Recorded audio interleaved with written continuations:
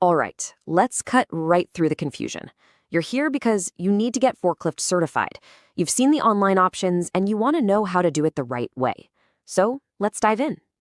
So this is the big question, isn't it? It's the first thing everyone asks. You see all these websites promising an instant forklift license online, and you gotta wonder, is that even a real thing? Well, the short answer is yes, you can absolutely start the process online. But, and this is a really important but, it's not what most people think. Understanding this one little detail is the difference between having a legit OSHA-compliant certification and, well, a piece of paper that's pretty much useless. Okay, so first things first, we have got to clear up the biggest misconception out there. People use the words license and certification like they're the same thing. To the folks at OSHA, though, they are totally different. This slide lays it out perfectly. On the left, you've got the myth of the government-issued forklift license. Let's just be super clear. In the United States, this does not exist. It's not a thing. On the right, that's the reality. A forklift certification. It's a record verified by your employer that says you've had the right training, and that is what OSHA actually requires. And if you're wondering where this all comes from, here it is. OSHA 29 CFR 1910.178. You can think of this as the official rule book for everything related to forklifts. Any legitimate training program, whether it's online or in person, has to follow the rules laid out right here. This is the playbook. So how do you get a valid certification that follows that OSHA rule? It's a two-part process. And listen, both parts are absolutely mandatory. You can't just do one and call it a day. Let's break them down. Okay, part one is the stuff you can do online. This is the theory, the book smarts. You'll cover all the essential safety rules, learn how to spot hazards, and get familiar with those specific OSHA requirements. The best part? It's self-paced, so you can do it whenever you've got time. Now for part two. And this is the piece of the puzzle that so many people miss, the practical evaluation. This cannot be done online, period. It has to be a hands-on test on the exact forklift you'll be using at your actual job site, and it has to be done by your boss or someone else on site who's qualified to evaluate you. This really says it all. It's like getting your driver's license, right? You can read the rule book all day long, but that doesn't mean you can actually drive the car. Online training teaches you the rules of the road, but it's that hands-on test that proves you can operate the machine safely.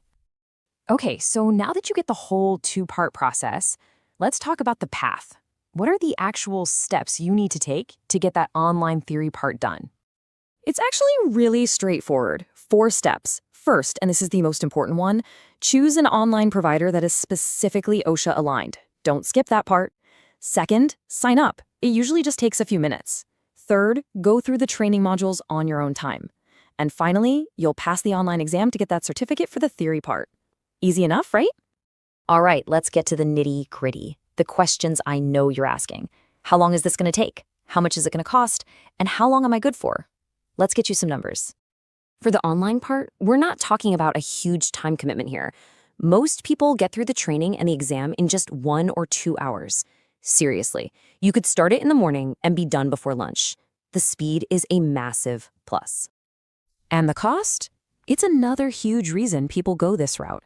You're typically looking at somewhere between $50 and $100. When you compare that to in-person classes, which can be several $100s, you can see why online has become so popular.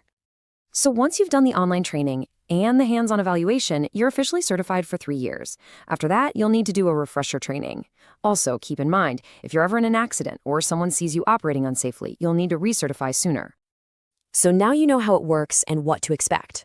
Let's wrap up by talking about the common mistakes, the traps people fall into, so you can make sure to avoid them. Here are the 4 big ones to watch out for. First, remember, OSHA makes the rules, but they don't give out licenses. Second, whatever you do, do not skip the hands-on evaluation. Your certification isn't real without it. Third, do your homework and pick a provider that's genuinely OSHA aligned. And last, remember that your certification is for a specific type of forklift. If you switch to a different kind, you'll need another evaluation. Look, if you take just one thing away today, let it be this. The online course is your first step. It's an absolutely essential step. But it's that final hands-on evaluation from your employer that makes it all official, valid, and most importantly, safe.